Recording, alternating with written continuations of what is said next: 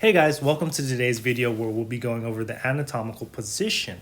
This refers to the positioning of the body when it is standing upright, facing forward with each of the arms on either side of the body. And the palms are facing forward and then the legs are parallel. It is used as a standard for the position of appendages of animals with respect to the main body of the organism. So in simple terms, it's a unique, quick, and uniform way for us to describe certain structures on the body. In conjunction with the positions, we have the anatomical planes. And in this, we have three of them that we have to memorize. And I like to memorize them as fist. Yes, fist, without the I. So that is FST. And that is frontal, sagittal, and transverse. So if we look over to our left, we have a few planes. And again, these are hypothetical planes used to transect the body.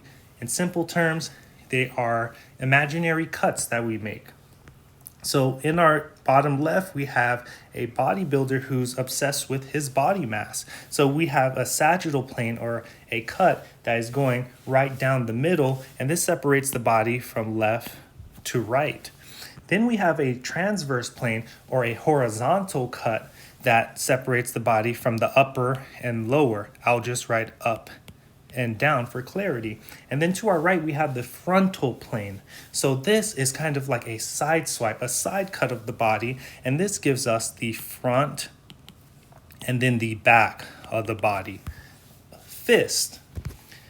Now we have our anatomical directional terms.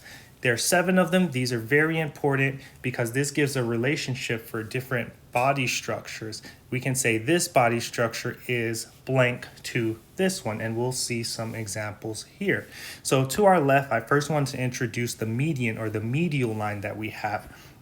So we have a red one here, and we have our handy dandy volunteer here, our human anatomy guy, where he has a line directly down the middle of his body. And the first directional term we have is medial and lateral. So when something is medial, it is closer to that midline or that median. Now, if it is lateral, it is more away from that midline. As you guys see in these 2 arrows, it is away. It is farther away. So to our right, let's look at some examples. We have Susie here in the corner. She has a few pimples. She has 1 pimple, 2, and 3. We have our handy dandy red line here as well. And we can say that this first pimple is the most medial. So pimple 1 is medial to pimple 2 and 3.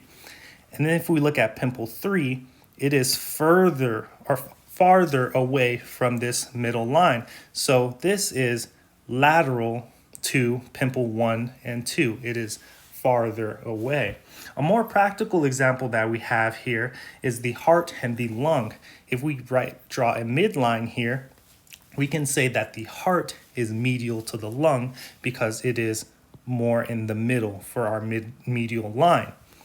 We can then say the lung is more lateral because it is farther from the midline. Next up, we have superior and inferior. Again, we have this same red line that we'll be using, where if we were to cut this guy's body in half here with our line, we can say the chest is superior to his legs or superior to his knees, and his knees are inferior to his chest. If we look over to our right, we'll have a better example where we won't be talking about Susie's pimples, rather her facial features. So we have her mouth and her nose. We can say her nose is superior. It is above or upper. It is above her mouth. So we can say her nose is superior to her mouth. And we can also say her mouth is inferior or below her nose. We can also say that her neck is inferior to her mouth, or her mouth is superior to her neck, okay? Next, we have interior and posterior. A good way to memorize this is posture, post, meaning before. So we can say posterior is the back and anterior is the front. And again, we have our handy dandy red line that's everywhere, and we can see the separation there. We can see that at the front is posterior. I'm sorry, the front is anterior and the back is posterior. So if we have an example right here, we have the brain, again, our handy dandy red line. We have our frontal lobe and cerebellum we'll use to compare. The cerebellum is posterior to the frontal lobe because it is in the back of the brain. The frontal lobe is anterior, it's at the front. It's more toward the front, so it's anterior to the cerebellum. If we go over to our fourth one, we have rostral and caudal. Rostral is pretty much a mixture of anterior and superior. Caudal is posterior and superior, kind of like a mixture. If we look at this example here, we can see rostral is more towards the upper front. We have his head. Rostral also means beak, and then caudal can also mean towards the tail.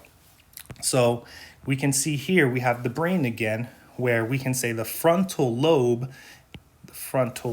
is rostral to the temporal lobe. It's more towards the front and superior, upward, upper front.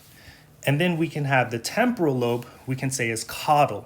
So it's more towards the back, or more towards the spinal cord or the tail, the back end, okay? Next, we have proximal and distal. Think of proximal as proximity, meaning close, and then distal as distant. So what we can have here is we will use our anatomy man again. Again, proximal, the nearest point of attachment to a limb or structure. Distal, farthest away from the attachment of origin. So in this example, we'll be using the trunk.